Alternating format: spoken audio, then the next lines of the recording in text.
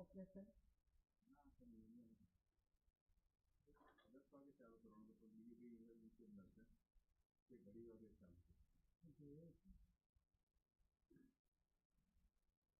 ચાલુ જ છે.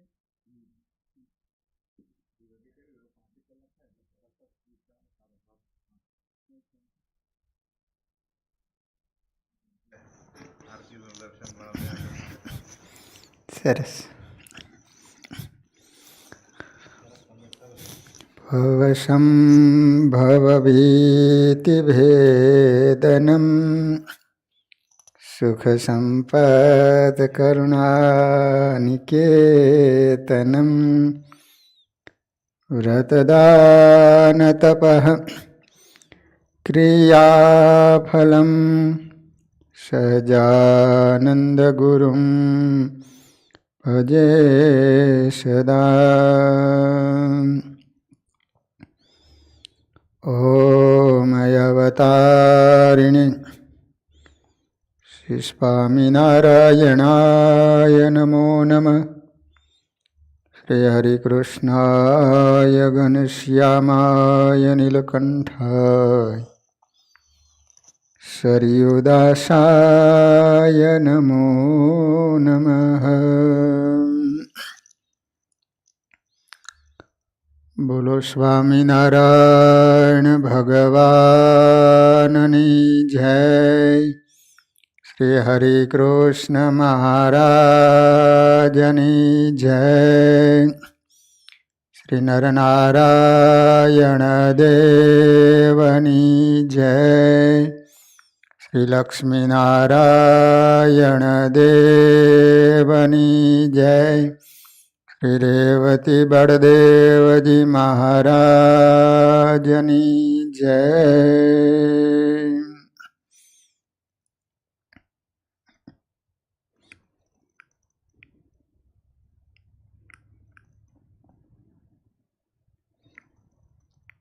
સ્વામિનારાયણ ભગવાને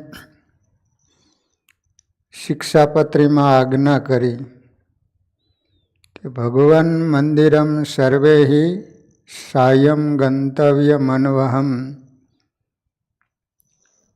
તો પછી ઘણાને એવો પ્રશ્ન ઉદ્ભવે કે મંદિરમાં જ કેમ જવું? શું ઘરે ભજન નથી થતું? ઘેર બેઠા પણ માળા, માનસી પૂજા, શાસ્ત્રનું અધ્યયન નથી કરી શકાતું? ઘરમાં એક રૂમ બંધ કરીને વચનામૃત, ભક્તિ ચિંતામણી જેવા ગ્રંથો શાંતિથી વાંચી શકાય છે. તો પછી મંદિરમાં શા માટે જવું? આ સવાલના સમર્થમાં એક સિદ્ધાંત છે, એક વાસ્તવિકતા છે. અને વાસ્તવિકતા એ છે કે ઘર અને મંદિરમાં મોટો તફાવત છે. મંદિરની ભૂમિ એવી છે કે એના રજકણ, મંદિરનું વાતાવરણ, મંદિરના પરમાણુ દિવ્ય હોય છે. કારણ મંદિરમાં ધૂન, ભજન, કીર્તન, મંત્ર જાપ સતત થયા કરતા હોય. શાસ્ત્ર કહે છે કે એક જગ્યાએ યજ્ઞ થયો હોય તે સ્થાન 1 વર્ષ સુધી પવિત્ર, દર્શનીય અને વંદનીય ગણાય છે. તો જ્યાં ભજન, ભક્તિ, ધૂનનો અખંડ યજ્ઞ ચાલતો હોય તે મંદિર સદા પવિત્ર ગણાય. ગીતા પણ કહે છે કે યજ્ઞાનામ જપ યજ્ઞોસ્મિ, સર્વ યજ્ઞોમાં શ્રેષ્ઠ જપ યજ્ઞ હું છું. તો સવારમાં મંદિર ખુલે ત્યારથી કોઈને કોઈ ભક્તો મંદિરમાં આવીને જપ કરતા હોય, માળા ફેરવતા હોય, કીર્તન બોલતા હોય. વળી જે મંદિરમાં સ્વયં ભગવાન સ્વામિનારાયણે મૂર્તિની પ્રતિષ્ઠા કરી હોય અથવા એમની આજ્ઞા અનુસાર એમને સ્થાપન કરેલ ધર્મવંશી આચાર્ય થકી પ્રતિષ્ઠા કરેલું મૂર્તિ હોય એનો એક પ્રભાવ હોય છે. અને એ મંદિરમાં મોટા મોટા સંતો હરિભક્તો દર્શને આવતા હોય, એમની પવિત્ર ચરણરજ મંદિરમાં પડી હોય, આ બધા આધ્યાત્મિક શક્તિને વધારનારા પરિબળો છે. વળી મંદિરનું જે સ્થાપત્ય હોય તેમાં વચ્ચોવચ્ચ ગોળ ઘુમ્મટ હોય છે. આપણા દેશમાં શિખરબંધ મંદિર હોય ને, એમાં વચમાં ઘુમ્મટ હોય, ઘુમ્મટ. એની નીચે ઊભા રહીને મોટેથી મંત્ર ઉચ્ચારણ કરવાથી મંત્રનો ધ્વનિ ઉપર જઈને એના આંદોલનો ફેલાય છે. આ આંદોલનો આપણા મનના જે તરંગો છે ને એમાં બહારના પરિબળોને ઘૂસવા દેતા નથી, જેના પરિણામે મનની અને ચિત્તની એકાગ્રતા સધાય છે, જે ઘરમાં મુશ્કેલીથી થાય છે. ઘરમાં તમે ભજન કરવા બેસો એટલે ફોન, સગાવાલા, આ બધા પરિબળોની આડખીલી નડતરરૂપ બને છે, જેના પરિણામે તમારા ભજનમાં વિક્ષેપ આવે છે. જ્યારે મંદિરમાં આવીએ ને એટલે આપણું લક્ષ્ય એકમાત્ર સ્વામિનારાયણ ભગવાનની મૂર્તિ અને સ્વામિનારાયણ મંત્રનું અનુસંધાન રાખવાનું હોય છે, માટે ખૂબ જ ઉપયોગી બને છે. અહીં શ્રીજી મહારાજ દરરોજ મંદિરે જવાની વાત કરે છે. ઘણાને એવો તર્ક થાય કે રવિવારે જઈએ તો ચાલે, કે એકાદશી નોમ પૂનમે જઈએ તો ચાલે. આ બધા દિવસોમાં મંદિર જવાથી તો ફાયદો થવાનો જ છે, પરંતુ શ્રીજી મહારાજ દરરોજની આજ્ઞા કરે છે. જેમ હવા, પાણી, ખોરાક આપણા શરીરના અસ્તિત્વને ટકાવી રાખવા, બળવત્તર બનાવવા માટેના જરૂરી ઘટકો છે. કોઈ કહે કે રવિવારે જ હવા ખાઈએ તો ચાલે, એના જેવી વાત છે. આ નિત્ય અનુસંધાન રાખવાની વાત છે. કારણ માણસ સવારે ઉઠે અને રાત્રે સૂઈ જાય ત્યાં સુધીમાં વિવિધ પ્રકારના સ્વભાવ અને સંસ્કારવાળા માણસો સાથે એનો સંપર્ક થાય છે. એનું મન અનેક પ્રકારના વિચાર અને વર્તનના આઘાત પ્રત્યાઘાતમાંથી પસાર થયેલું હોય છે. વળી જાત જાતના રાગ, દ્વેષ, કામ, ક્રોધ, લોભ, અહંકારના વિચારોથી મન ચક્રાવે ચડેલું હોય છે. આવી અનેક પ્રકારની માનસિક યાતનાઓમાંથી જીવ પસાર થતો હોય, એની ઝેરી અસર અંતઃકરણમાં દ્રઢ થઈ જાય છે. અને આ બધા દોષોને દૂર કરવા અને ઝેરી અસરથી મુક્ત થવા માટે સાંજે મંદિરમાં જવું એ ખાસ જરૂરી છે. શા માટે સાંજે મંદિરે જવું એનો ખુલાસો કરવામાં આવ્યો. મહારાજે આજ્ઞા કરી કે દરરોજ જવું લો. પણ અહીંયા વિદેશમાં તો બધા દૂર રહેતા હોય, તમારે બિઝનેસ ધંધા પણ એ રીતના હોય કે સવારે જાઓ રાત્રે મોડા આવતા હોય, એટલે તમારે અહીંયા તો ડેલી ન આવી શકો, પણ વીકલી જ્યારે રજા સમય મળે ત્યારે અવશ્ય ભગવાનના દર્શને આવવું જોઈએ. કારણ કે તમે આખો દિવસ સંસાર વ્યવહારમાં અનેક માણસોની સાથે અથડામણ થતી હોય, એના વિચારો આપલે થતા હોય છે. સંસારના વિષયનું ઝેર માણસને ચડતું હોય છે, એને ઉતારવા માટે મંદિર આવવું પડતું હોય છે. નોળવેલ નામની એક વનસ્પતિ થાય છે. આપણે તો જોઈ નથી, પણ શાસ્ત્રોમાં નામ સાંભળ્યું છે કે નોળવેલ નામની એક વનસ્પતિ છે. અને નોળિયો અને સર્પ એ બંનેને જન્મજાત આમ દ્વેષ હોય. એ બંને ભેગા થાય ને એટલે બાજે. અમુક માણા એવા હોય ને, તો પછી શું થાય, એ બંનેની લડાઈ થાય, ફાઇટિંગ થાય. તો એમાં સર્પ ડંસ મારે એટલે નોળિયાને સર્પનું ઝેર ચડે. હવે ઝેર ચડે એટલે શું કરે?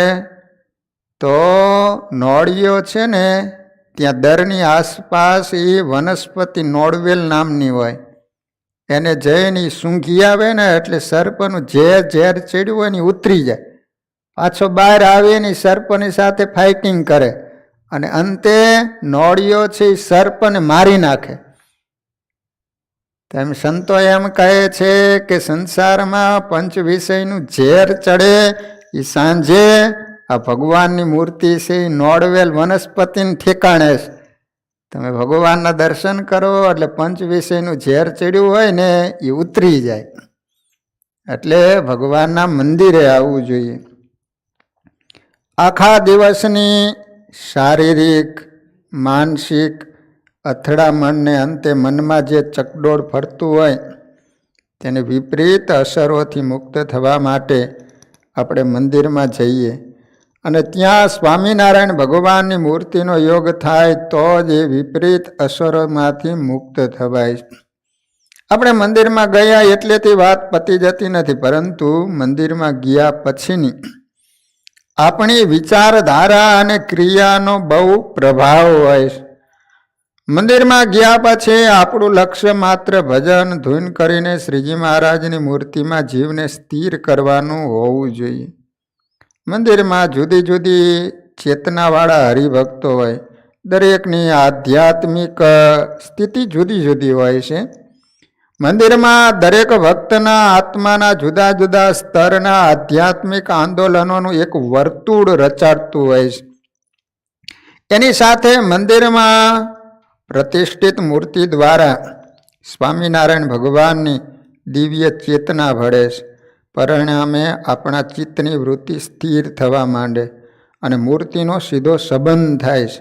માટે મંદિરમાં પ્રવેશ કર્યા પછી મંદિરમાં આરતી થતી હોય, ધક્કામુક્કી થતી હોય, એમાં એક છેડેથી બીજા છેડે પહોંચી જઈએ એટલે હાશ દર્શન થઈ ગયા, આવી મનસ્થિતિ લઈને મંદિરમાંથી નીકળીએ તો આપણને મંદિરનો જોઈએ એટલો લાભ થતો નથી. પરંતુ ભીડ ઓછી થયા પછી સ્થિર મન રાખીને સ્વામિનારાયણ મહામંત્રનો જાપ કરીએ, કીર્તન બોલીએ તો એની સારી અસર થાય છે. શિક્ષાપત્રીમાં પણ મહારાજ કહે મંદિરે ગયા પછી ઊંચ સ્વરે કરીને ભગવાનના કીર્તન બોલવા. દેશમાં તો આરતી વખતે ભીડ બહુ હોય, આ બાજુથી જે ધક્કો લાગે તો ઓલી સાઈડ. સતયુગમાં તપ કરી કરીને રાફડો થઈ જાય ત્યારે ભગવાનનું દર્શન થતું. સૌહરી ઋષિએ 60,000 વર્ષ તપ કર્યું, પરંતુ પ્રભુએ જોયું કે એના મનની ચંચળતા હજુ ગઈ નથી, માટે એની સામે ન જોયું અને સૌભરીને જગત તરફ જોવાનો વખત આવ્યો. વળી ત્રેતાયુગમાં ભગવાનને પ્રસન્ન કરવા માટે ઘણા યજ્ઞો કરવા પડતા. સર્વસ્વ હોમી દે ત્યારે યજ્ઞ થઈ શકે, આ બહુ કઠિન બાબત. દ્વાપર યુગમાં અનેક પ્રકારની સેવા પરિચર્યા ક્રિયાઓ કરવાથી ભગવાન રાજી થતા. એ જ પ્રસન્નતા કળિયુગમાં શ્રી હરિના નામ સંકીર્તનથી મળે છે. કળિયુગમાં કીર્તન ભક્તિ શ્રેષ્ઠ અને મુખ્ય સાધન છે, માટે શ્રીજી મહારાજ રોજે સાયંકાળે મંદિરમાં જઈને નામ સંકીર્તન કરવાની આજ્ઞા કરે છે. કળિયુગમાં ભગવાનને પ્રસન્ન કરવા માટેનું શ્રેષ્ઠમાં શ્રેષ્ઠ સાધન હોય તે ભગવાનનું સંકીર્તન કરવું. કળિયુગમાં એકેય બીજા સારા સદગુણ નથી. મોટામાં મોટો ગુણ એક જ છે કે ભગવાનનું સંકીર્તન કરે તો સહેજે સહેજે જીવ ભવસાગરને તરી અને ભગવાનના ધામ સુધી પહોંચી જાય. કલયુગ કેવલ નામ આધારા, સુમીર સુમીર નર ઉતરેહુ પારા. નામ સંકીર્તનની પદ્ધતિ સમજાવતા વચનામૃત લોયાના 6મા મહારાજ કહે છે કે જેમ સમુદ્રમાં મોટા મોટા તરંગો ઉઠે તેમ ભૂંડા ઘાટ ઉઠવા લાગે ત્યારે જીભે કરીને ઉચ્ચ સ્વરે નિર્લજ થઈ તાલી વજાડીને સ્વામિનારાયણ સ્વામિનારાયણ એમ ભજન કરવું. અને હે દિનબંધો, હે દયા સિંધો, એવી રીતે ભગવાનની પ્રાર્થના કરવી તો ઘાટ સર્વે ટળી જાય અને નિરાશ થાય. પણ એ વિના ઘાટ ટાળ્યાનો બીજો એવો ઉપાય નથી. અહીં તાલી વગાડીને ઉચ્ચ સ્વરે અને નિર્લજ થઈને આ 3 પ્રક્રિયાઓ બતાવીશ. એમાં ઊંડો મર્મ સમાયેલો. પહેલાં તાલી વગાડવાની વાત આવે છે. તો જ્યારે હાથથી તાલી વગાડીએ છીએ ને, એનાથી જ્યારે બધા ભક્તો એકસાથે તાલી વગાડે ત્યારે વાતાવરણમાં એક લયબદ્ધ અવાજ દ્વારા એક સૂત્રતા સર્જાય છે. અને તાલી પાડવાથી શરીરના સ્નાયુઓનો તણાવ મુક્ત થાય છે. શરીરમાં સ્ફૂર્તિ આવે છે. જેમ ખેતર હોય એમાં જુવાર, બાજરી, મકાઈનો પાક થયો હોય, એના ડુંડા ચણવા માટે પંખીઓના ટોળે ઉતરી પડે. ત્યારે ખેતરનો રખેવાટ ડબ્બો ખખડાવે અથવા જોરથી તાલી પાડે ને એટલે પક્ષીઓ એ મોલ ઉપરથી ઉડી જાય. ખબર હે ને? પંખી આવે ને બાજરો ખાવા માટે એટલે ખેડૂત લોકો કાં ડબ્બો રાખે કાં તાલી પાડે એટલે બધા પંખી ઉડી જાય. એમ તાલી પાડીને ભગવાનનું સંકીર્તન કરવાનું. એવી રીતે જ્યારે આપણે ભજન ધ્યાન કરીએ તે વખતે આપણા ચૈતન્ય રૂપી ખેતરમાં સ્વામિનારાયણ ભગવાનની મૂર્તિ રૂપી મોલ છે. એને ચણવા માટે કામ, ક્રોધ, લોભ, અહંકાર, ઈર્ષાના આવેગરૂપી પંખીઓ આવે. એને દૂર કરવા માટે તાલી પાડવાની. તાલી પાડીએ એટલે આપણા માનસ પટમાં એક જાગૃતિ શરૂ થઈ જાય કે હવે મારે જાણપણું રાખીને મારી વૃત્તિઓને અંતર્મુખ બનાવીને સ્વામિનારાયણ ભગવાનની મૂર્તિમાં જોડવાની.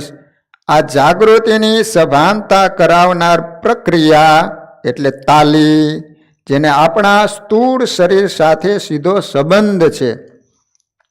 પછી ઉચ્ચ સ્વરે સ્વામિનારાયણ મંત્ર બોલવાની વાત છે. તો જ્યારે ઉચ્ચ સ્વરે આપણે કાંઈ બોલીએ ત્યારે આજુબાજુના વાતાવરણથી આપણે અલિપ્ત થઈ જઈએ છીએ. આપણે જ્યારે ઉચ્ચ સ્વરે કંઈક બોલીએ ને ત્યારે આજુબાજુના વાતાવરણનું આપણને અનુસંધાન રહેતું નથી. આ એક વાસ્તવિક પ્રક્રિયા છે જે અનુભવથી સમજાય છે. તો આપણા શરીર અને મનના આંદોલનોની ચારે બાજુ સર્જાતી બીજી ઘટનાઓને નિર્મૂળ કરવા માટે ઉચ્ચ સ્વરે મંત્ર જાપ કરવાની વાત કરીશ. આ ક્રિયાને આપણા સૂક્ષ્મ શરીર સાથે સંબંધ છે. ત્રીજું, નિર્લજ થઈને મંત્ર બોલવાની વાત આવે છે. તો ભજન કરવામાં લોકલાજ આડી આવીને ઊભી રહી જાય છે. આપણી સૂક્ષ્મ ચેતનામાં હું આવો હોદ્દેદાર છું, હું આવો ઐશ્વર્યવાન છું, હું આવો બળવાન છું, હું ધનવાન છું, વિદ્યાવાન છું, કલાકાર છું, ગુણવાન છું, વગેરે વગેરે જેવા સૂક્ષ્મ અહંકારના પોટલા લઈને આ જીવ ફરતો હોય છે. આ બધા ગુણોનું માન મૂકીને બાળ સહજ નિર્દોષતા લાવીને નિર્લજ થઈને જ્યારે ભજન કરીએ ત્યારે એ ભજન આપણને નિર્ગુણ અવસ્થામાં લઈ જાય અને ભગવાનની મૂર્તિનો સીધો સંબંધ કરાવે. આ ક્રિયાને કારણ શરીર સાથે સંબંધ છે. આમ સ્થૂળ, સૂક્ષ્મ અને કારણ આ 3 શરીરનો આપણા જીવ ઉપર એક પ્રભાવ હોય છે અને પ્રભાવ આ 3 પ્રકારની ક્રિયા દ્વારા તૂટતો જાય છે અને આપણો જીવ સ્વામિનારાયણ ભગવાનમાં જોડાતો જાય છે. તો અત્રે સમજાવ્યા મુજબની મનસ્થિતિ રાખીને જ્યારે આપણે મંદિરમાં ધૂન ભજન કરીએ તો એ ધૂન ભજન આપણને સ્વામિનારાયણ ભગવાનની મૂર્તિના સાક્ષાત્કાર તરફ લઈ જાય છે. આ 10 મિનિટની ધૂન દરરોજ થાય તો એ ધૂન આપણા જીવનના દરેક ક્ષેત્રમાં આપણને ઉર્જાશાળી બનાવીને જીવન જીવવામાં મદદરૂપ બને છે. માટે શ્રીજી મહારાજની આ એક નાની આજ્ઞા પણ આપણને આધ્યાત્મિક જગતમાં ઉર્ધ્વગામી બનાવનારી છે. માટે કળિયુગમાં કીર્તન ભક્તિને શ્રેષ્ઠ કહી છે. લો કલેર દોષ ભાગવતજીની અંદર વ્યાસ ભગવાન કહે છે કે યત્ફલમ નાસ્તિ તપસા ન યોગેન સમાધિના તત્ફલમ લભતે સમ્યક કલૌ કેશવ કીર્તના.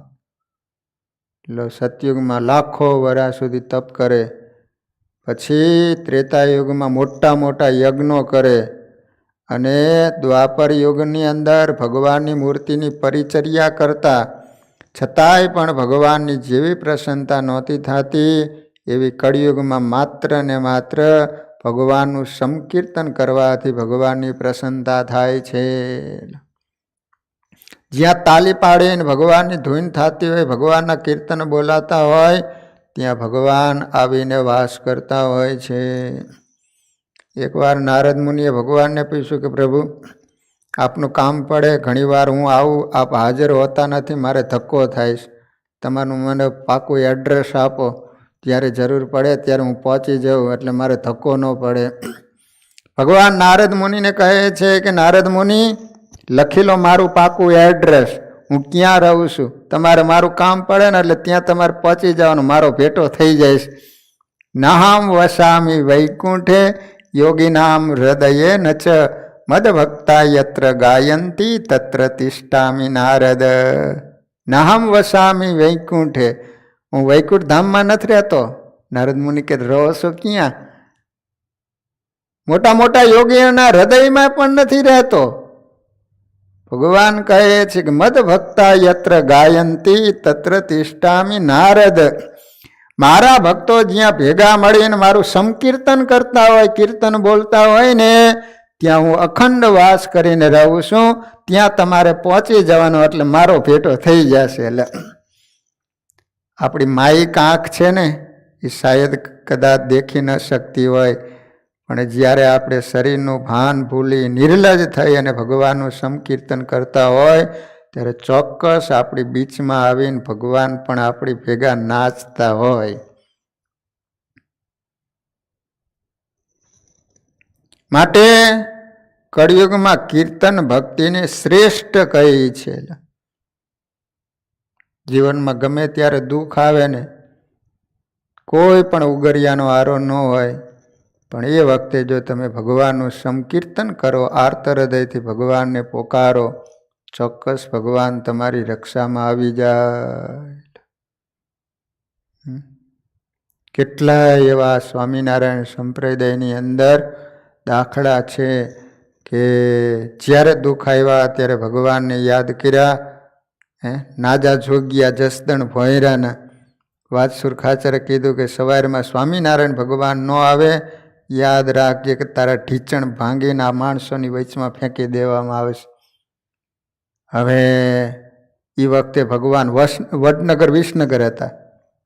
હવે ત્યાંથી કઈ રીતે પહોંચે?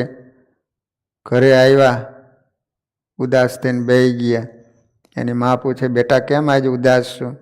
તો કહે છે કે રાજાને હું સમજાવવા માટે ગયો, તો રાજાએ મને આવું કીધું કે સવારે સ્વામિનારાયણ આવે, મને દર્શન આપે તો માનું કે સ્વામિનારાયણ ભગવાન, અને જો ન આવ્યા તો તારા ઢીચણ ભાંગી નાખ.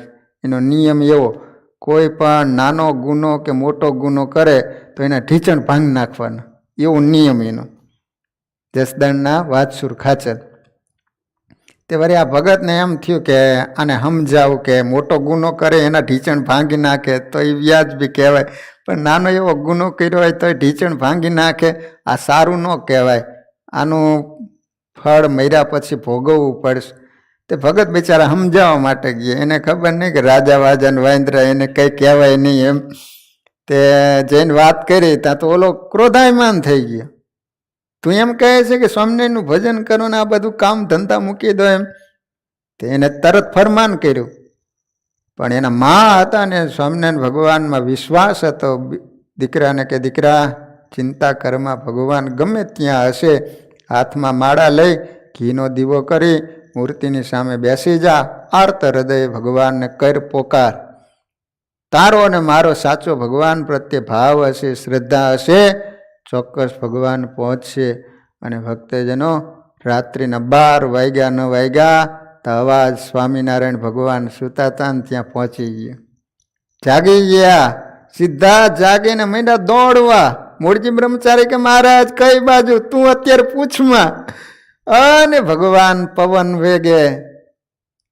અને એ વખતે ઉપર વરસાદ એટલો બધો વરસેલો કે ભોગાવા નદીમાં 2 કાંઠે પાણી જાય. હવે મહારાજ તો જે રીતે જમીન ઉપર ચાલે ને એ રીતે ભોગાવો, બે કાંઠે પાણી જાતો તો એ પાણી ઉપર ચાલીને સામા કિનારે મૂળજી બ્રહ્મચારી ધામે ઊભા રહી ગયા. એ થોડાક હાલ્યા કે માથે. અને ભક્તજનો સવારનો સમય થાય ન થાય ત્યાં તો નાજા જોગિયાનો ઘરનો દરવાજો હતો. એ ભગવાને ખખડાવીને કીધું, નાજા, ઓ નાજા. નાજાને એમ થયું કે વાતસુર ખાચર આવ્યો શું? નહીં નહીં નહીં નહીં, આ અવાજ એનો નથી. અને ભક્તજનો જ્યાં દરવાજો ખોલ્યો ત્યાં તો સામે 3 છોગલાના ધરતલ સહજાનંદ સ્વામી નાજા જોગ્યા મહારાજના ચરણમાં ઢગલો થઈ ગયા. વાહ મહારાજ, મેં વાત તો સાંભળી હતી કે આ ભક્ત વત્સલ અને દયાળુ છો, આજ ખરેખર તમારું નામ સાર્થક થયું. મહારાજ કે તારી બીજી કોઈ વાત સાંભળવી નથી, ચાલ અત્યારે ને અત્યારે વાતસુર ખાચર પાસે. અને મહારાજ ત્યાં ગયા, એની સામે આમ નજર કરીને જમપુરીમાં મોકલો અને એવો મેથી પાક આપ્યો. ને પછી સમાધિમાં ઊભો થયો, ભગવાનના પગમાં પડી અને રાજા પણ સત્સંગી બની ગયેલો. એટલે કળિયુગમાં કીર્તન ભક્તિને શ્રેષ્ઠ કહીશ. કીર્તન ભક્તિ વડે ભગવાન જલ્દી રાજી થાય અને આપણા અપરાધ માફ કરે. શ્રીજી મહારાજના સમયમાં મૂળજી અને કૃષ્ણજી 2 ભગત થઈ ગયા, જેમના નામનો ઉલ્લેખ શ્રીજી મહારાજે વચનામૃતમાં કર્યો. આ 2 ભક્તો કચ્છના માનકુવા ગામના હતા. લોહિયાના 3જા વચનામૃતમાં ઉલ્લેખ આવે છે. જેને ભગવાન અને સંતને અર્થે શું શું કર્યું એની અંદર ભગવાને અમુક અમુક ભક્તોને યાદ કર્યા છે. એમાં માનકુવાના મૂળજી અને કૃષ્ણજી એમને પણ ભગવાને યાદ કરેલા છે. એ બંને શ્રીજી મહારાજ પાસે આવ્યા અને ત્યાગાશ્રમની દીક્ષા આપવા માટે વિનંતી કરી. મહારાજે એમને અને સંબંધીઓ પાસેથી રજા માગીને આવવા કહ્યું. ઘેર આવીને કૃષ્ણ અને મૂળજીએ ખૂબ પ્રયત્ન કરી જોયા, પરંતુ સગા સંબંધીઓએ લીલી ઝંડી આપી નહીં, એમને ત્યાગી થવાની મંજૂરી આપી નહીં. તેથી એમણે એક વિચિત્ર સાહસિક પગલું ભર્યું અને ઘેરથી નીકળી ગયા. માનકુવાનો ત્યાગ કરીને બંને ભક્તો નીકળવાની તૈયારી કરે તે પહેલાં એમને વિચાર કર્યો કે આપણે જાતે ભગવા કપડાં પહેરી લઈએ, કદાચ શ્રીજી મહારાજ ના પાડે તો. આમ વિચારી અને ભગવા વસ્ત્ર જાતે પહેરી લીધા અને શ્રીજી મહારાજ પાસે પહોંચી ગયા. શ્રીજી મહારાજ જ્યાં હતા ને ત્યાં પહોંચી ગયા અને દંડોત કરવા લાગ્યા. એટલે મહારાજે પૂછ્યું, કોના સાધુ છો? જવાબ આપ્યો, મહારાજ તમારા. મહારાજે કહ્યું, એ તો ઠીક, પણ તમારું નામ શું? ત્યાં તે સાધુ તો બની ગયા પણ નામ પાડવું ભૂલી ગયેલા. ખબર નહીં અત્યારથી ચાલતું થઈ ગયું હોય હાથે સાધુ બનવાનું. એટલે બંનેને ગૂંચવાયા, કારણ નામ તો નક્કી કર્યા નહોતા. ત્યાગાશ્રમમાં આવે એટલે જૂનું નામ રદ થાય અને નવું નામ ધારણ કરવું પડે. હવે શું જવાબ આપો? પણ એકે કહ્યું, પ્રભુ નામ અને ઠામ તો મિથ્યા. આ સાંભળી શ્રીજી મહારાજે કહ્યું, આ તો મોટા બ્રહ્મ જ્ઞાની હોય એવી વાત કરે, ચાલો અહીંથી બહાર ચાલ્યા જાઓ. આમ કહી પાર્ષદને બોલાવ્યા અને એને ત્યાંથી બહાર કાઢી મૂક્યા. હવે મૂળજી અને કૃષ્ણજી ગઢડા ગામની બહાર ઘેલા નદીના કિનારે ગયા. અંધારું થવા આવ્યું હતું. બંને જણ બેઠા અને આર્ત સ્વરે દર્શન દેજો રે સહજાનંદ સ્વામી આવી ભાવપૂર્વક રચના કરવા લાગ્યા. એક પછી એક કીર્તન ગાતા જાય ને એમ કરતા કરતા રાત્રિના 10 વાગવાનો સમય થવા આવ્યો. શ્રીજી મહારાજને પોઢવાનો સમય થયો. મહારાજ તો હોલિયામાં પડખા ફરવે પણ એમને નિદ્રા આવે નહીં. એથી મૂળજી બ્રહ્મચારીએ પૂછ્યું, મહારાજ આજે તમને નિદ્રા કેમ નથી આવતી? શું કારણ? આ સાંભળી શ્રી હરિ કહે, પેલા 2 જણ કીર્તન બોલે તેથી અમને નિદ્રા આવતી નથી. એટલે બ્રહ્મચારી કહ્યું, અહીં તો કોઈનો અવાજ સંભળાતો નથી. એટલે મહારાજ કહે, તમને એ અવાજ નથી સંભળાતો પણ અમને એ બહુ જ સંભળાય છે અને વ્યથિત કરે છે. મૂળજી અને કૃષ્ણજીનો આર્ત ભૈરો પ્રેમ ભૈરો ભાવ કીર્તન દ્વારા શ્રીજી મહારાજને ખેંચી રહ્યો હતો. ફરીથી પાર્ષદોને મોકલાઈને કહ્યું, એમને દૂર કાઢી મૂકો. પાર્ષદોના કહેવાથી મૂળજી અને કૃષ્ણજી ઘેલાને પહેલે કાંઠે જતા રહ્યા. ત્યાં ફરીથી પાછા કીર્તન શરૂ કર્યા. મધ્યરાત્રિ શરૂ થવા આવી. ફરીથી શ્રીજી મહારાજને એ કીર્તનો આર્તનાદ બેચેન કરવા લાગ્યો અને શ્રીજી મહારાજને ઊંઘ ન આવે તેથી પાર્ષદોને ફરીથી બોલાવ્યા. આજ્ઞા કરી કે એમને ત્યાંથી કાઢી મૂકો. એટલે પાર્ષદો ઘેલાને પહેલે કાંઠે ગયા. મૂળજી અને કૃષ્ણજીને કહ્યું, અહીંથી દૂર ચાલ્યા જાઓ. મહારાજની આજ્ઞા. આ સાંભળી બંને જણ બોલી ઉઠ્યા, આ તમારા ગઢડાની હદ નથી, આ તો માંડવધારની હદ છે. અમે અહીંથી જવાના નથી, અમે શ્રીજી મહારાજને છોડીને ક્યાંય જવાના નથી. મૂળજી અને કૃષ્ણજીનો આવો સચોટ જવાબ સાંભળીને પાર્ષદો ડઘાઈ ગયા. એ કે જો હવે તમે આવ્યા તો બંનેના માથા ભટકાડીને અહીંયા ફોડી નાખશું કે. શ્રીજી મહારાજ પાસે આવ્યા. શ્રીજી મહારાજને કહ્યું કે મહારાજ, એ તો મારા કચ્છી વહુમાં, એ તો તમારા ચરણ છોડીને ક્યાંય અમે જવાના નથી એમ કહે. આ સાંભળી શ્રીજી મહારાજ એને દરબારગઢમાં પાછા બોલાવી આવવા કહ્યું. મધ્યરાત્રિ પસાર થઈ ગઈ હતી. મૂળજી અને કૃષ્ણજી શ્રીજી મહારાજ પાસે આવ્યા. શ્રીજી મહારાજ બંનેને ભાવપૂર્વક ભેટ્યા અને કહ્યું, તમારી પ્રેમ લક્ષણા ભક્તિથી અમને બહુ ઓછા વશ કરી શક્યા છે. આમ કહી શ્રીજી મહારાજ સ્નેહથી બંનેને સામું જોઈ રહ્યા. બીજે દિવસે સવારે બંનેને વિધિસર દીક્ષા આપી અને કહ્યું, ધન્ય છે તમારી પ્રેમ લક્ષણા ભક્તિની તીવ્રતાને. તમે તમારી કીર્તન ભક્તિ દ્વારા અમને વશ કરી દીધા. આમ કહી એમને પાસે બેસાડ્યા અને મૂળજીનું નામ પાડવામાં આવ્યું સર્વજ્ઞાનાનંદ સ્વામી. અમદાવાદના પ્રથમ મહંત બન્યા સર્વજ્ઞાનંદ સ્વામી. હા, એ કચ્છના માનકુવા ગામના હતા. મૂળજી હતા, એમનું નામ પાડ્યું સર્વજ્ઞાનાનંદ સ્વામી. અને કૃષ્ણજીને દીક્ષા આપીને નામ પાડવામાં આવ્યું ઘનશ્યામાનંદ સ્વામી. એ જુનાગઢમાં રહેતા હતા. આમ કીર્તન ભક્તિ દ્વારા ભગવાન ભક્ત તરફ ખેંચાય. પ્રેમાનંદ સ્વામી પણ શ્રીજી મહારાજને કીર્તન ભક્તિથી વશ કરી મૂકતા. એમને તો એમના એક પદમાં ઉલ્લેખ કર્યો, ક્યારે હવે દેખું રે હરિ હસતા, મારા મંદિરિયામાં પ્રભુ વસતા. ક્યારે હવે દેખું રે હરિ હસતા, પ્રેમાનંદ આગે ગાવે ત્યારે આવે ઓરા ઓરા ખસતા. ક્યારે હવે દેખું રે હરિ હસતા. પ્રેમાનંદ સ્વામી હાથમાં સિતાર લઈ અને રાત્રિના સમયે ભગવાનના કીર્તન બોલે અને સવારનો સમય થાય અને પ્રભાતિયા બોલતા હોય.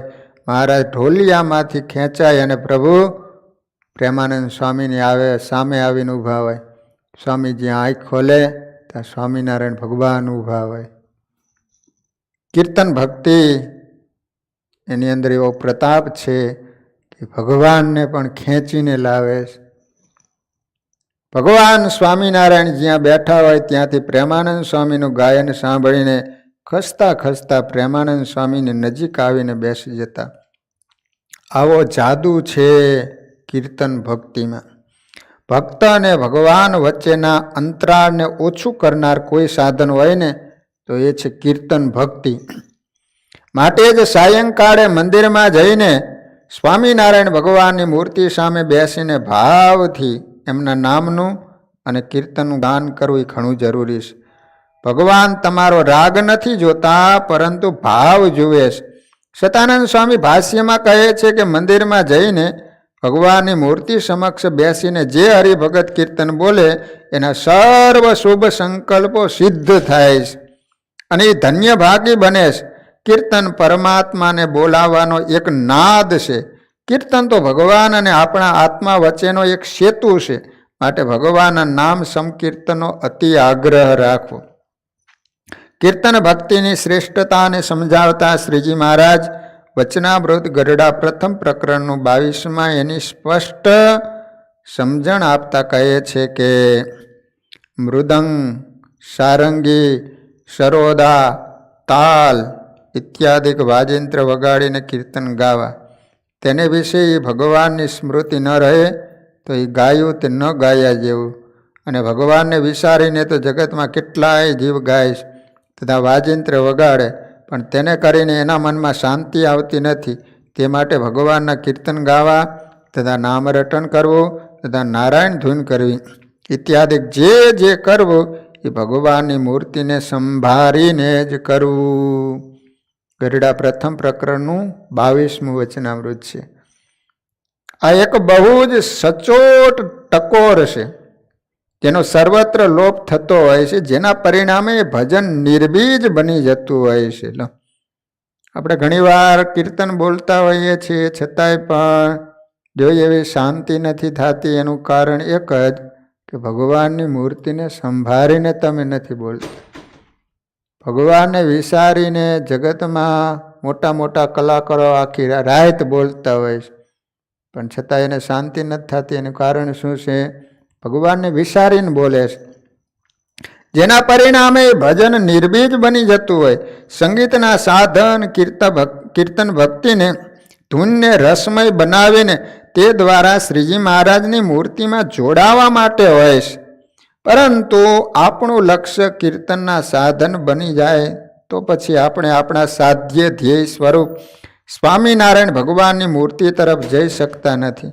કારણ ભગવાનને વિચારીને જે કાંઈ ગાયન થાય એનાથી મનમાં શાંતિ આવતી નથી. સંગીતના કેન્દ્રમાં ભગવાનનું સ્વરૂપ હોય તો જ એ શાંતિ તરફ લઈ જનારું બને. આપણે જોઈએ તો સારા સારા શ્રેષ્ઠ ગાયકો હોય, વાદકો હોય, એમના સંગીતને સાંભળીને ઘણા જીવ પ્રગતિ કરે છે. કારણ એ સંગીતના માધ્યમથી એ સાંભળનાર સાધક એના લક્ષ્ય અધ્યાત્મક તરફ વળે છે. જ્યારે સંગીતને લોકો સાંભળી શકે તેવું રસમય બનાવનાર કલાકાર રાત્રે સૂવા માટે દારૂ, ચરસ જેવા વ્યસનોનો આધાર લે. કારણ એના સંગીતના કેન્દ્રમાં રજોગુણ છે. માટે કીર્તન ભક્તિના કેન્દ્ર સ્થાને જો સ્વામિનારાયણ ભગવાનનો આકાર ન રહે તો એ કીર્તન ભક્તિ અર્થહીન બની રહે છે. વળી માણસનો સ્વભાવ શોર્ટકટ પ્રિય હોય છે. એને ઓછી મહેનતે કાંઈ મળે તે જલ્દી પકડી લે. આપણા સંપ્રદાયની સંગીત પરંપરા ખૂબ જ ઉત્તમ અને આદર્શ છે. કીર્તન અને ધૂનમાં પરંપરાગત રાગોનું અનુસંધાન રહે તો તે શ્રીજી મહારાજની મૂર્તિમાં જોડનારું બને. સંગીતની તાલીમ લેવામાં સમય, પૈસો, શ્રદ્ધા આ બધું સમર્પિત કરવું પડે. એટલે ઘણા ફિલ્મોના ગાયનો ઉપર જ કીર્તનોના ટ્યુન બનાવીને તે ગાવા માંડે. આ ગાયનમાં મનોરંજન અવશ્ય થાય, પરંતુ લક્ષ્ય ચૂકાઈ જાય છે. કારણ ગાનાર કદાચ ભક્તિભાવથી ફિલ્મી ટ્યુન ગાઈ જતા હોય, પણ સાંભળનારા તો જગતના જીવ હોય છે. એ તો ટીવી, ફિલ્મો, સિરિયલોમાં વ્યસ્ત રહેતા હોય. એમનું ધ્યાન એ ટ્યુન સાંભળીને ચોક્કસ એ ટ્યુનના મૂળ કેન્દ્ર ઉપર જ જતું રહે. માટે બની શકે તેટલા સંગીતના મૂળ રાગો ઉપર કીર્તનના ભાવને આધારિત પદો ગાવાનો આગ્રહ રાખવો અતિ જરૂરી છે. કારણ ઘણીવાર મોટા મોટા મંદિરોમાં કોઈ ભક્ત પ્રણય ગીત પર આધારિત ટ્યુન પર કોઈ આધુનિક ભજન લઈને ચાલુ પડી જાય, પણ બીજા દર્શન કરતા હોય તેનું શું? એ અતિશય દખલ પહોંચાડનારી વસ્તુ છે. માટે મંદિરમાં કીર્તન ભક્તિ કરતા આ મુદ્દો વિચારવો અતિ જરૂરી છે. મંદિરમાં આ વાતની તકેદારી રાખવી ઘણી જરૂરી છે. તમારા ઘરમાં એ બરાબર છે. કીર્તન ભક્તિની અગત્યતા બનાવતા સ્કંદ પુરાણમાં કહેલ છે કે કલિકાલ કુસર્પસ્ય તીક્ષણ દંશસ્ય સા ભયમ ગોવિંદ નામ દાવે ન દગ્ધો યાસ્યસ્તિ ભસ્મતામ. અર્થાત પરમાત્માના નામરૂપી અગ્નિથી કળિયુગ રૂપી કાળા નાગનો નાશ થઈ જાય. વસ્ત્ર ઉપર જેમ સાબુ લગાડો અને એનો મેલ દૂર થઈ જાય, એમ નામ સંકીર્તન બોલવાથી અંતઃકરણના પાપ દૂર થવા માંડે. એનાથી અંતઃકરણ શુદ્ધ થાય. સ્વામિનારાયણ ભગવાનની મૂર્તિ સમક્ષ એમની મૂર્તિનું અનુસંધાન રાખીને દરરોજ એક કીર્તન બોલો તો એની સામે તીર્થયાત્રા, યજ્ઞ, યાજ્ઞાદિ તથા દાન, પુણ્ય પણ ગૌણ બની જાય છે.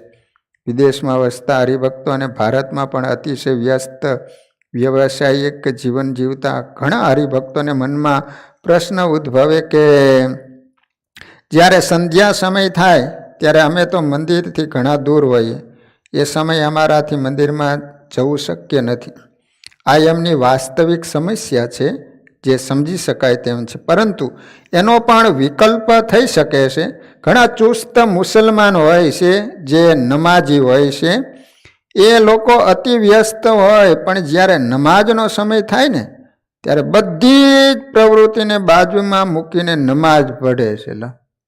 હું હૈદરાબાદથી ટ્રેનમાં આવતા હતા તો બોલો, મુસલમાને નમાજનો સમય થઈ ગયો તો એ ટ્રેનની ઓલી હોય ને સીટ, તો બોલો એના ઉપર કપડું પાથરીને નમાજ પઢવાની શરૂઆત કરી દીધી. લો, એરપોર્ટમાં તમે જો એ લોકોનો સમય થાય તો તરત જ નમાજ પઢવાની શરૂ કરી દે. ઘણા એવા દાખલા પણ જોવા મળે છે કે વાહન વ્યવહારથી વ્યસ્ત એવા રોડ ઉપર ખાલી જગ્યાએ પશ્ચિમ દિશા તરફ મોઢું કરીને તેઓ નમાજ પઢી લે છે. આ એક અપનાવવા જેવો આદર્શ છે.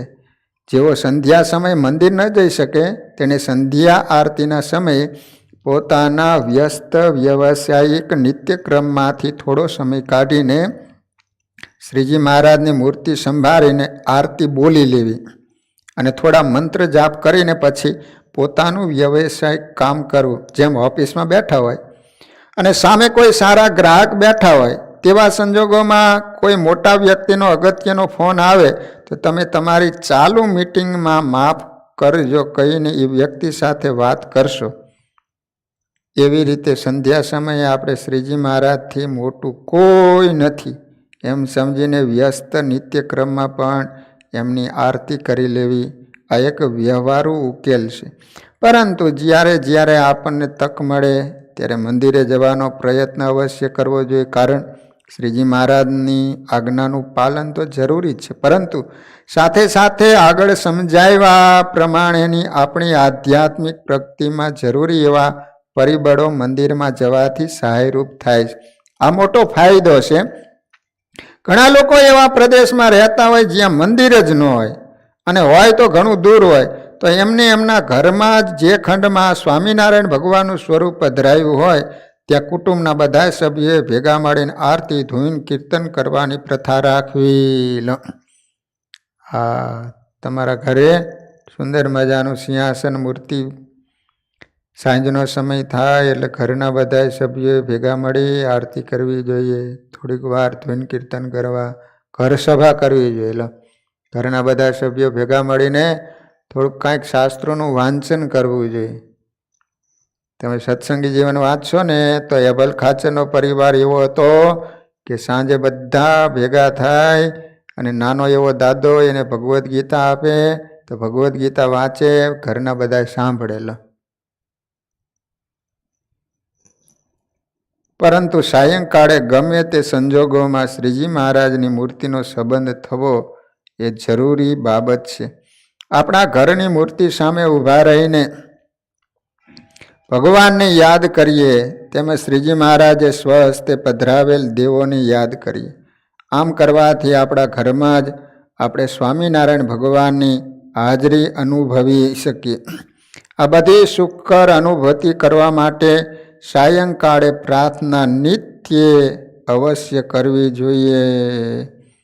આ રીતે સ્વામિનારાયણ ભગવાને શિક્ષાપત્રીમાં જે આજ્ઞા કરી છે કે ભગવાનના ભક્તોએ દરરોજ સાયંકાળે મંદિરે જવું, મંદિરે ગયા પછી ઉચ્ચ સ્વરે ભગવાનના સંકીર્તન કરવા, ભગવાનની થોડીક વાર ધૂન બોલવી, કીર્તન બોલવા, જેને કારણે મહારાજ કહે છે કે આપણા મનના તરંગો જે ચાલતા હોય છે એ શાંત થાય છે. સ્વામિનારાયણ ભગવાનનો નિયમ હતો કે જ્યારે જ્યારે સભા કરતા ત્યારે થોડીક વાર પ્રથમ કીર્તન ભક્તિ કરાવતા. તમે વચનામૃત વાંચશો તો એની અંદર એમ આવશે કે પરમહંસો કીર્તન ભક્તિ કરતા હતા, પછી મહારાજે બધાને છાના રાખ્યા એટલે કીર્તન ભક્તિ કે હવે બંધ કરો અને હવે આપણે પ્રશ્નોત્તરી કરીએ. તો આ રીતે કીર્તન ભક્તિ કરવાથી માણસનું મન ચકડોળે ચડેલું હોય એ શાંત બનતું હોય છે. તમે જોજો કે કીર્તન ભક્તિમાં ત્યાં તમે બેસો ને ત્યારે તમને બીજા કોઈ વિચારો નહીં આવે. તો આ રીતે સાયંકાળે શા માટે મંદિરે જવું એ બાબત આપણે સમજ્યા. હવે એક બહુ સરસ મજાની વાત આવે છે કે એકાદશીના દિવસે ઉપવાસ શા માટે કરવો. ઘણા બધા ભક્તોના પ્રશ્નો હોય છે, તો એનું આપણા શાસ્ત્રોની અંદર બહુ સરસ રીતે સમાધાન કરવામાં આવેલું છે કે એકાદશીનો ઉપવાસ શા માટે કરવો. આપણી સંસ્કૃતિમાં વિવિધ ઉપવાસનું ઘણું મહત્વ છે. ઉપવાસના સંદર્ભમાં ઘણા લોકો આ ખાવું, આ ન ખાવું, આટલું જ ખાવું, કોઈ વળી કાંઈ જ ખાવું પીવું નહીં, આવી અર્થહીન બાતોમાં ઘણા અટવાયા કરતા હોય છે. આ બધી પ્રક્રિયાઓ શરીરના સંતુલન સુધી જ મર્યાદિત રહે, પરંતુ એ પર્યાપ્ત નથી. એને માટે શ્રીજી મહારાજે ઢોર લાંઘણ શબ્દ વાપર્યો છે. લાંઘણનો અર્થ ઉપવાસ થાય છે, પરંતુ પશુવત મનોદશામાં થતો હોવાથી એને ઢોર લાંઘણ કહે છે. શરીરને ઉપવાસ કરાવીને મન બુદ્ધિ ચિત્તને સ્વામિનારાયણ ભગવાનમાં જોડવાના, પરંતુ એ વાત રહી જાય છે અને ઉપવાસનું પ્રાધાન્ય મુખ્ય થઈ જાય. ઘણી વખત એ ઉપવાસ સૂક્ષ્મ અહમનું કારણ બની જાય. હું આવા ઉપવાસ કરું છું, આવી વાત આવી જાય. તો એકાદશી અંગે ભૂમાનંદ સ્વામી કહે છે કે વ્રત એકાદશીને તુલ્ય કોઈ ન કહાવે, કરો કોટિક ગાયનું દાન બરાબર નાવે, 68 તીર્થ કરવે રે આવું ન સરે કાજ, એકાદશીને દિવસે રે મને મળ્યા પ્રગટ મહારાજ. આ પદમાં એકાદશીના વ્રતનું મહાત્મ્ય બનાવતા ભૂમાનંદ સ્વામી કહે છે કે કોટી ગાયોનું દાન કરો. કોટી એટલે કરોડ ગાયનું તમે દાન કરો. એક ગાય લઈ જાવી તો મુશ્કેલી પડે, એને બદલે કરોડ ગાયનું દાન ક્યાં આપવું. 68 તીર્થોની યાત્રા કરો તો પણ એકાદશીના વ્રતને તુલ્ય આવે ને. કેમ? તો એકાદશીનું યથાવિધિ વ્રત થાય તો એ વ્રત કરનારને સ્વામિનારાયણ ભગવાનની મૂર્તિનો સાક્ષાત્કાર થઈ જાય છે. ભૂમાનંદ સ્વામી કહે છે કે સ્વામિનારાયણ ભગવાનના આશ્રિત હોય એને એકાદશીનું વ્રત જરૂર કરવું જોઈએ. એ વ્રત કરનારને અક્ષરધામની પ્રાપ્તિ થાય, આવી ખાતરી ભૂમાનંદ સ્વામી આપે છે. આ પદને ગઢડા મધ્યના 8મા વચનામૃત સાથે સંબંધ છે. આ વચનામૃતમાં 11 વ્રત અંગે શ્રીજી મહારાજ સ્પષ્ટ ખ્યાલ આપે છે અને ભલામણ કરે છે. આ વચનામૃતમાં શ્રીજી મહારાજ પુરાણની એક કથાનો સંદર્ભ લાવે છે. તેમાં મૂળ દાનવ સાથેની લડાઈની વાત આવે. ભગવાન 10 ઇન્દ્રિયો અને 11મું મન એને અંતર સન્મુખ કરીને પોઢ્યા હતા, ત્યારે મૂળ દાનવ ભગવાનની સાથે લડવા આવ્યો. ત્યાં ભગવાનની 11 ઇન્દ્રિયોમાંથી તેજ નીકળ્યું ને તેજમાંથી એક કન્યા ઉત્પન્ન થઈ. એની સુંદરતા જોઈને મૂળ દાનવ એની સાથે લગ્ન કરવા માટે તૈયાર થઈ ગયો. એટલે કન્યાએ કહ્યું, મારે એવી પ્રતિજ્ઞા છે કે મારી સાથે યુદ્ધ કરીને મને જીતે એને હું વરું. પછી મૂળ દાનવ અને કન્યા વચ્ચે યુદ્ધ થયું. કન્યાએ મૂળ દાનવનું માથું ખડગ વચ્ચે કાપી નાખ્યું. ભગવાને પ્રસન્ન થઈ વર માગવા કહ્યું, એટલે કન્યાએ વર માગ્યો કે હું તમારી 11 ઇન્દ્રિયોમાંથી પ્રગટ થઈ, એથી મારું નામ એકાદશી. મારા વ્રતના દિવસે કોઈ અન્ન ન ખાય, હું તપસ્વીની છું, માટે મારા વ્રતના દિવસે મન આદિ 11 ઇન્દ્રિયોનો આહાર કોઈ ન કરે. ભગવાને કન્યાને એ મુજબનો વર આપ્યો. આ થઈ પુરાણની વાત, પરંતુ એમાં બહુ મોટો સિદ્ધાંત સમાયેલો છે. અહીં ઇન્દ્રિયોના આહારની વાત આવે છે. જ્યારે બહુધા લોકો જીભે કરીને ખાવાના આહાર ઉપર જ એકાદશીના વ્રતની ઇમારતનો પાયો ચણી દે છે. જુદી જુદી વસ્તુઓ ખાવાના પ્રતિપાદન અને નિષેધમાં જ એકાદશી પૂરી થઈ જાય. જ્યારે વાસ્તવિક રીતે જોઈએ ને તો શ્રીજી મહારાજ બહુ જુદી દિશા તરફ ઇશારો કરે છે. ઇન્દ્રિયોના આહારમાં શ્રોત્રને શબ્દનો આહાર છે, ત્વચાને સ્પર્શનો આહાર છે, નેત્રને રૂપનો આહાર છે, જીભને રસાસ્વાદનો આહાર છે, નાકને ગંધનો આહાર છે, મનને જુદા જુદા સંકલ્પ વિકલ્પનો આહાર છે. ઉપર જણાવેલ આ બધા જે આહાર છે તે તમને ભગવાનથી યજોનો દૂર લઈ જનારા છે. જે તે ઇન્દ્રિય હોય તેને એના વિષયમાંથી છોડાવીને ભગવાન સંબંધી વિષયમાં જોડવાની સહજ કળા એટલે એકાદશીનો ઉપવાસ. વળી શ્રીજી મહારાજ કહે છે કે એવું વ્રત 15 દિવસમાં એકવાર આવે, ખબરદાર થઈને કરવું, તો એની ઉપર ભગવાન પ્રસન્ન થાય. પણ તે વિના જે ઢોર લાંઘણ તેને કરીને ભગવાન પ્રસન્ન થતા નથી. એકાદશી અંગે વચનામૃત ગરડા પ્રથમ પ્રકરણના 38માં મહારાજ કહે છે, એકાદશીનો ઉપવાસ કરવો એવું લક્ષણ શું છે? તો 10 ઇન્દ્રિયો અને 11મું મન એને પોતપોતાના વિષયમાંથી કાઢીને ભગવાનમાં જોડવા, એને એકાદશીનું વ્રત કર્યું કહેવાય. અને એવું વ્રત તો ભગવાનના ભક્તને નિરંતર કરવું. અને એવી રીતે જેનું મન નિર્વાસનિક ન હોય અને દેહ કરીને તો વ્રત તપ કરે તો પણ એનું અતિશય સારું થતું નથી. મનને ભગવાનના જે ચરિત્ર તેનું જે મહિમાએ સહિત નિત્ય સ્મરણ અને ભગવાનના ચરિત્ર રૂપ ઝાડાને વિશે ગૂંચવી મેલું. ત્યારે તમે કહેશો જે અન્ન થોડું ખાઈએ તથા ઘણા ઉપવાસ કરીએ તો એ અમે કહેતા નથી. એ તો જેના જેના નિયમ કયા છે એ પ્રમાણે સાધારણપણે રહેવું અને કરવાનું તો આ અમે તમને કહ્યું છે તે છે. એટલે એકાદશીના દિવસે ઉપવાસ કરીએ એ વાત સાચી છે, પણ મહારાજ કહે 11 ઇન્દ્રિયોના આહાર એને બંધ રાખવાના. આંખથી જેવું તેવું જોઈશો નહીં, ચામડી સ્પર્શ કરશો નહીં, પછી કાનથી કોઈ એવા શબ્દ સાંભળશો નહીં, મુખથી એવું તમે બોલશો નહીં. આ રીતે 11 ઇન્દ્રિયોને ભગવાનના સ્વરૂપમાં જોડી રાખે એનું નામ કહેવામાં આવે છે એકાદશી. તો વાલા ભક્તજનો, એકાદશી બધા વ્રતોનો શ્રેષ્ઠ હોય, રાજા તો કહેવાય છે એકાદશી. તો એકાદશીનું વ્રત ભગવાનના ભક્તોએ અવશ્ય કરવું. તો હવે બાકીની કથા આપણે કાલે શ્રવણ કરીશું. અહીંયા કથાનો સમય પૂરો. હરિસ્મરણ સાથે કથાને વિરામ. શ્રીપતિમ શ્રીધરમ સર્વદેવેશ્વરમ ભક્તિધરમ આત્મજમ વાસુદેવમ હરિ માધવમ કેશવમ કામદમ કારણ સ્વામિનારાયણ નીલકંઠમ ભજે સહજાન મહારાજ. સ્વામિનારાયણ સ્વામિનારાયણ સ્વામિનારાયણ સ્વામિનારાયણ સ્વામિનારાયણ.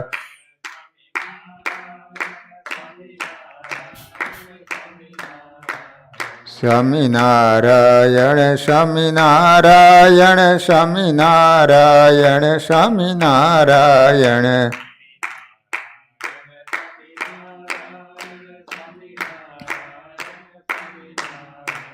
સ્વામિનારાયણ સ્વામિનારાયણ સ્વામિનારાયણ સ્વામિનારાયણ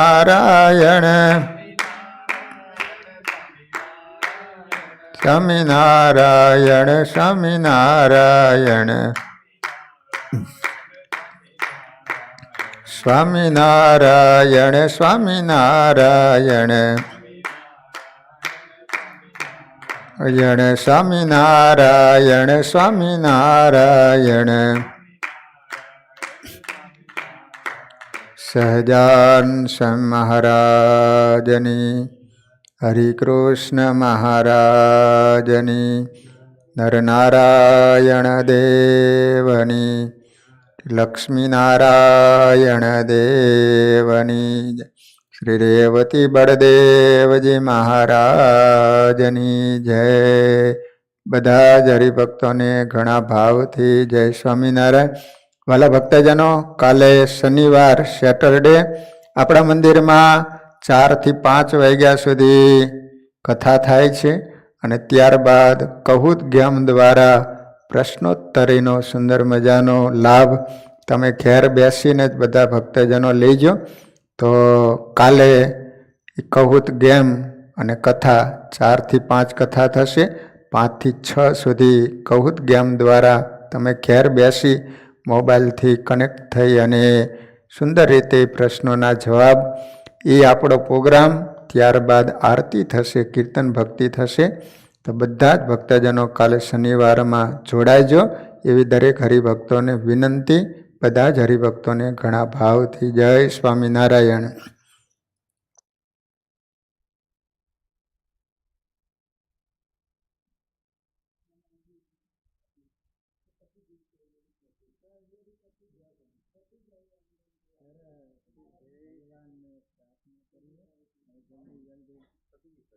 તરત પૂછી લઈએ. અહીંયા આવ્યા હતા જયંતિભાઈ